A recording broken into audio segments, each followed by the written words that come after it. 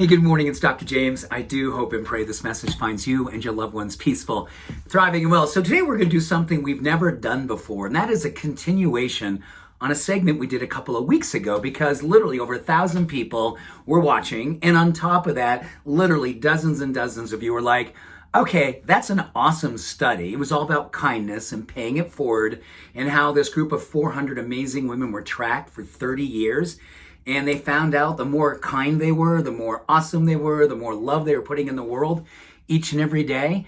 It extended their life. It helped them fight disease. And many of you are like, okay, that's, I don't know if you're kind of like going, okay, but I think many of you are like, man, that sounds too good to be true. And how does that work? Well, I guess this is probably the best way to share with you how it did work. I'm going to walk you through 5 ways that extending kindness, that being a beneficial presence to the planet, literally you being you every single day, and what it does to your physiology, your neurochemistry, and all these amazing things that are happening inside of you and literally affecting everyone around you. So number 1, when you are exercising a pay it forward, when you're doing kindness acts in the world, when you're spreading love and light, you're literally releasing 2 really powerful chemicals. Number 1, something called an endogenous opioid.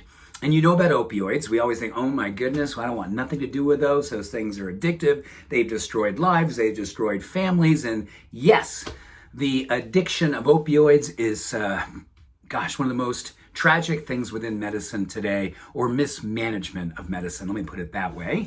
But here's the good news. Inside of us, we actually can produce our own opioids, meaning we can produce things inside of us that actually help to manage pain, actually decrease emotional and physical pain. They're called endogenous opioids, meaning that they're from within, they're self-created. How cool is that?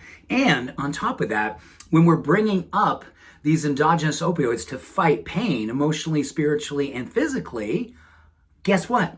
Your body's also producing dopamine. So your motivation and your courage is going forward. So those women that were tracked for 30 years, they just had this way of leading their life because they were under the influence of courage and motivation, and they were fighting the pain that so often is associated with being someone who's out in the world doing good things and just saying, you know what?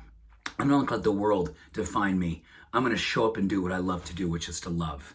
Number 2, it actually produces the acts of kindness, more oxytocin, in turn actually producing more nitric oxide.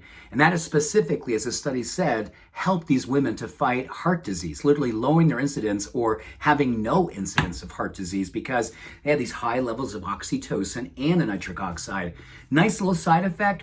Oxytocin is also the number 1 driver for feeling trustworthiness between others. And I think this idea of how these women were showing up each and every day, they had a level of trust within themselves, and people around them felt trusting of them for the kind of work and kind of light they were shining. That is beautiful. Number 3, this is the impact on aging. 2 things. It lowered something called C-reactive protein, which is a systemic inflammatory biomarker for how the body's managing inflammation. And on top of that, lowering something called interleukin 6. Great Scrabble word. If you laid that down, boom, game over. Like, what is that? It's an inflammatory compound. When it goes down, your life expectancy goes up. And that is an awesome thing that happens under the influence of kindness. Number 4, and I love this one, it actually decreases emotional distance. And lastly, on top of that, yes, when you are spreading kindness, when you are spreading love, when you are leading your life with light, compassion, and openness, it is how do I put this in a way that this really hits you? It's one of the most contagious things we can do. And it's one of those beautiful things that doesn't need someone telling you anything. The Dalai Lama once said, you convince by your presence. And that's what I love about this whole idea of contagion with emotional experiences of kindness. When we witness them, we don't have to hear anything. We don't have to be told anything. We feel it here. We feel it in our cells. We feel it in our heart. We feel it in our mind. Our entire being is taken by it. And then we want to copy it. That's so beautiful. So the continuation on the study of kindness and the good things, the powerful scientific things that are happening that I believe are all deeply rooted in spirituality. So with that, continue on, shine on. Much love and all blessings. Have an awesome day. Bye for now.